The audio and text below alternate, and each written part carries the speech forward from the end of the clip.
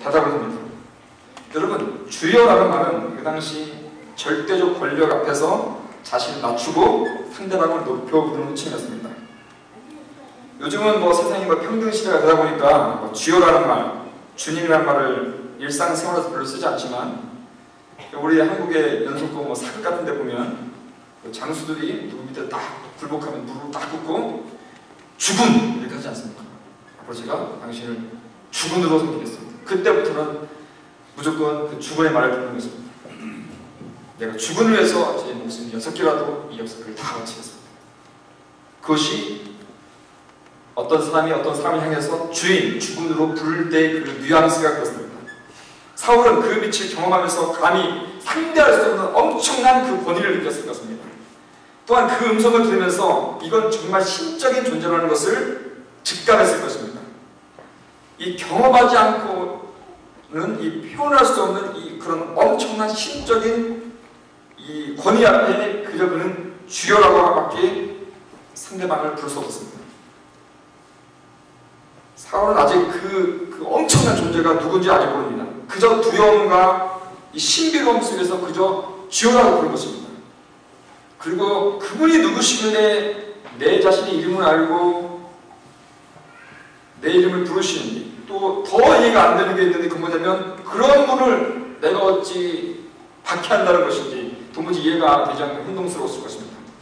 그런 존재, 그 거역할 수 없는 존재를, 그 신적인 존재를 만약에 그분 말씀도 내가 받게 했다면 이건 보통 문제가 아닙니다. 그냥 사울아 사울아 너 왜 그런 거니? 이렇게만 얘기해도 막 벌벌 떨 텐데, 불안할 텐데, 사울아 사울아 내가 어째야 나를 핍박하느냐 이거 한다면 내가 무언가 그분한테 엄청난 큰 잘못을 했다는 게 아니겠습니까?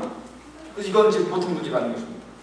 그래서 사울은 두려움 속에서 그분께 대답을 합니다. 주여, 누구십니까? 그때 빛 가운데서 대답을 들려옵니다. 나는 네가 박해하는 예수다. 아마 이 대답을 듣는 순간 사울은 마치 죽는 것 같았을 것입니다. 숨이 막혔을 것입니다. 머리가 터지고 심장이 너무 크게 박동하여 피가 거꾸로 쏟는 것 같았을 것입니다. 온몸이 두려움에 부들부들 떨었을 것입니다. 사지는 하나도 힘이 없고 정신도 차리기 힘들었을 것입니다. 왜입니까? 그런 엄청난 신적인 존재를 만나는 것 자체가 두려운 것인데, 그런 존재를 실제적으로 내가 박해했다는 것이 증명됐기 때문입니다. 지금까지 예수 믿는 자를 가두고 죽였고 지금도 예수 믿는 자들 잡으려 가고 있는 중이기 때문입니다.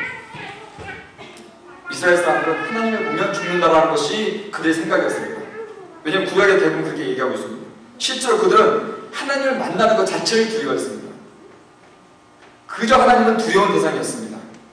그래서 하나님의 이름이 뭐합니까? 구약 성경이 야훼 아니면 여호와라고 부르지 않습니까? 근데 여러분 아시대로 이 사람들은 야훼라는 말 자체를 그 사운드 자체를 내지 않았습니다. 왜냐면 어찌 감히 내가 야훼라는 말을 부르냐. 마치 우리 한국 문화 속에 너희 아버님 이름이 무엇이냐 우리가 이름을 확 부르지 않듯이, 이스라엘 사람들은 너무 두려운 존재이기 때문에 하나님의 이름을 부르지도 않았습니다. 그래서 성경을 쭉 읽다가 야훼라는 단어가 나오면 자기 히브리 말로는 야훼인데 자기 말로 안 부르고 그리스만 아도나이라고 불렀습니다. 그래서 쭉 읽다가 히브리로 막 쭉 읽다가 야훼가 나오면 야훼라고 부르고 아도나이라고 불러 넘어갔습니다. 만약에 마치 제가 한글 성경을 읽는데 거기 여호와라고 나오면 한글 성경 쭉 읽다가 한국말 읽다가 여호와라는 단어가 딱 보이면 그때부터는 갓이라고 부르는 것입니다. 지저스를 부르는 영어로, 다른 말로. 왜냐하면 그 정도로 두려운 존재이기 때문입니다.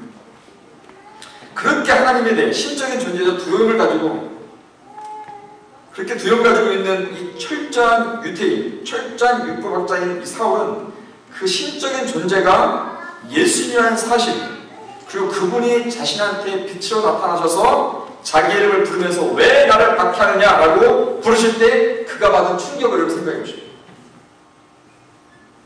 이 광경이 사울이 예수님을 처음 만난 광경이었습니다. 대단히 드라마틱한 장면입니다. 이후에 사울의 삶은 완전히 변했습니다. 그는 그 이후 완전히 예수님을 위해 목숨을 바치는 자가 되었습니다. 그 후에 수많은 고통, 채찍, 투호, 죽을 위기, 뭐 굶는 거, 조롱 엄청나게 당했지만 그는 그 예수님을 배반하지 않고 끝까지 그분을 위해서 충성을 다하면서 그분을 진정 주님으로 섬기면서 삽니다. 오늘 저는 이 사울의 이야기를 여러분과 함께 읽었습니다. 저희가 이 본문을 골라서 읽은 것이기도 하지만 오늘 이 시간에 이곳에 모인 우리 모두에게 이 말씀을 통해서 하나님께 하시는 말씀이 있다고 저는 확신합니다. 사울이 그렇게 만난 그 예수님은 오늘도 살아계신 예수님입니다. 오늘 우리가 이 자리에 모인 것도 그 예수님을 만나기 위해 모인 것입니다. 그 예수님을 만나지 않고 이 자리에 왔다가 그냥 가는 분들은 여기에 온 이유가 없는 겁니다.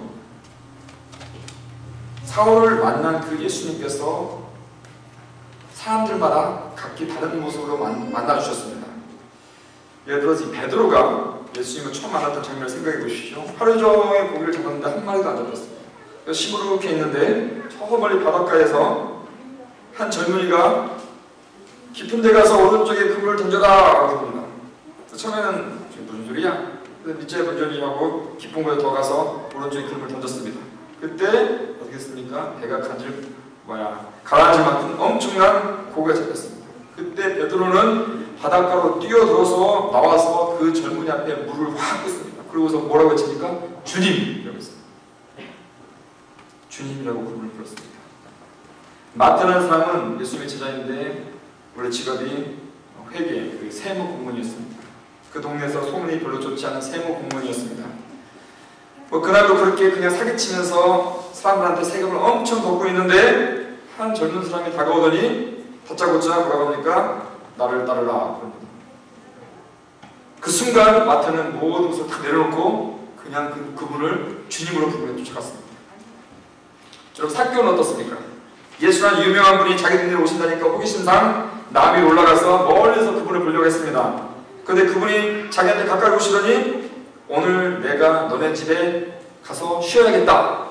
순간 그는 남 위에서 내려와서 그 예수님을 주님이라 부르면서 그분을 따랐습니다. 그리고 그의 삶 전체가 완전히 그날 바뀌었습니다. 예수님이 이렇게 다양한 모습으로 사람들을 만나주셨습니다. 오늘도 그 예수님은 당신께서 만나시고 싶은 사람들을 만나십니다. 그렇다면 여러분은, 여기 계신 여러분은 그 예수님을 만나셨습니까? 어떻게 만나셨습니까?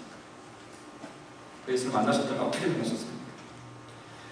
우선 예수님 만나신 분들은 제 질문에 대답해 보시고, 예수님을 만나고 나서 여러분은 그 예수님을 누구라고 불렀습니까? 내 고민을 잘 들어주시는 카운슬러? 아니면 내가 문제가 있을 때마다 나를 도와주는 도우미? 아니면 내가 슬플 때 함께 울어주는 위로자? 아니면 혼자 있기 어려울 때 함께 있어주는 그런 친구?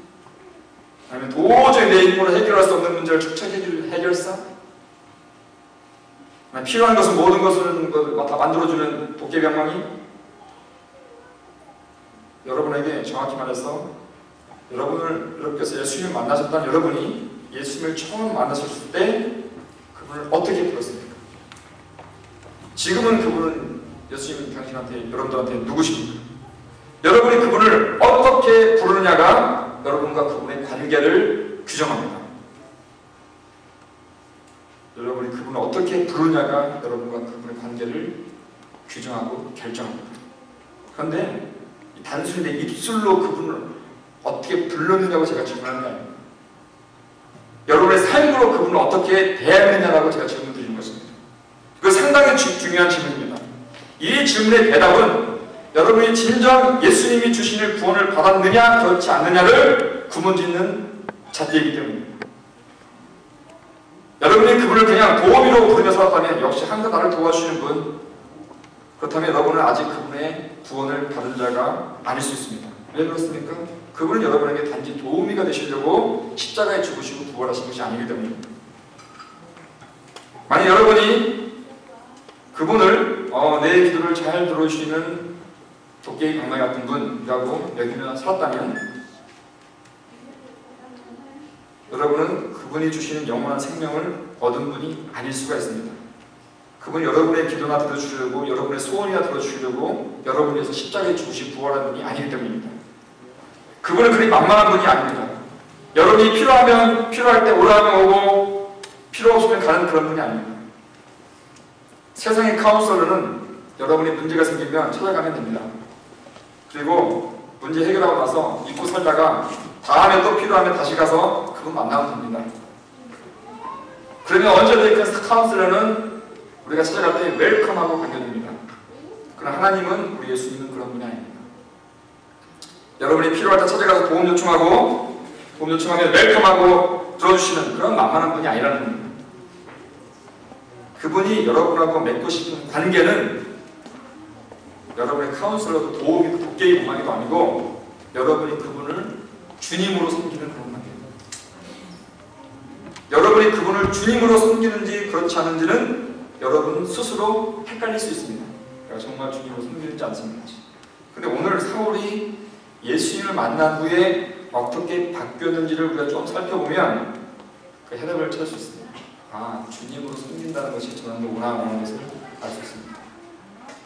사울이 그 빛의 소리가 나니까 주님이라고 부르면서 그분과 순간적으로 주종의 관계를 맺습니다.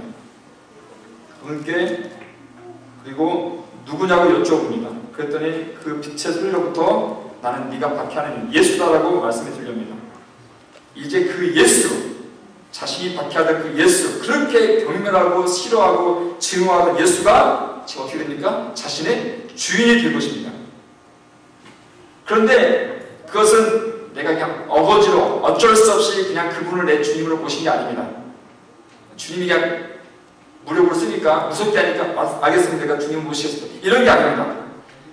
자신이 경험한 그 엄청난 권위, 그 신적 권위, 그 신적 존재, 그분이 바로 예수님이었던 것입니다. 그런데 그 예수님을 자신이 그렇게 바뀌었던 것입니다. 자신은 그분이 하나님이신 줄 몰랐던 것입니다. 그러나 이제 알았습니다. 그 예수님이 하나님이신 것을. 이제 사울과 예수님과의 관계가 어느 정도 맺어진 것 같습니다. 이때 예수님이 사울한테 어떤 말씀을 하시는데 뭐라 말씀하시냐면 너는 일어나 시내로 들어가라.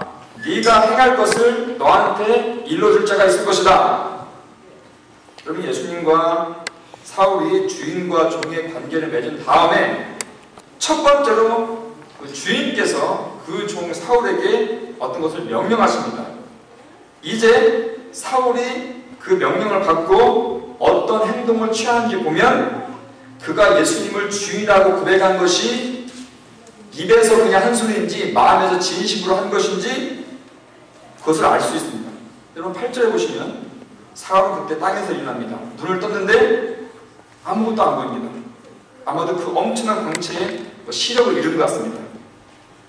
그리고 그는 옆에 함께 있던 자들의 손에 이끌려서 다메섹으로 들어갑니다. 아마 옆에 있던 자들한테 지금 너희들 들었지? 주님께서 말씀하신 대로 나를 데리고 시내로 들어가라 이렇게 말했던 모양입니다. 현재는 지금 자기가 지금 앞도 못 보는 상황입니다. 그리고 어디로 갈지도 모릅니다. 그래서 시내로 들어가는 말만 들었습니다. 그래서 시내로 들어갑니다. 저희도 생각에는 시내로 들어가서 좀 눈이 안 보이니까 안과의사를 찾아가서 눈을 좀 고쳐야지. 그런데 이런 것도 없습니다. 그는 그저 자신이 고백한 그 주인이 가라는 대로 봅니다. 어디로 갈지, 앞으로 무슨 일이 생길지도 아무것도 모릅니다. 그런데 그는 주인의 말씀에 순종합니다. 예수님을 주인하고 고백하는 자의 첫 번째 증거가 주인의 말씀에 순종하는 자입니다.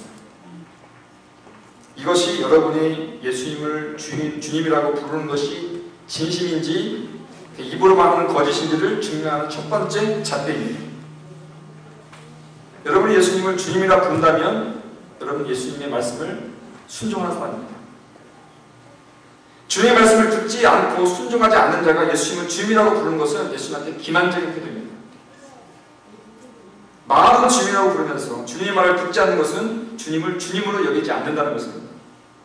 내가 예수님을 주님이라고 부른다는 것은 내가 주님의 종이 된다는 말입니다.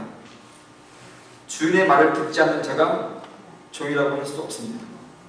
사울은 자기가 어디로 가야 될지, 구체적으로 어디로 가야 하는지 묻지 않았습니다. 자기가 만날 사람이 있다는데 언제 그 사람을 만나는지도 묻지도 않았습니다.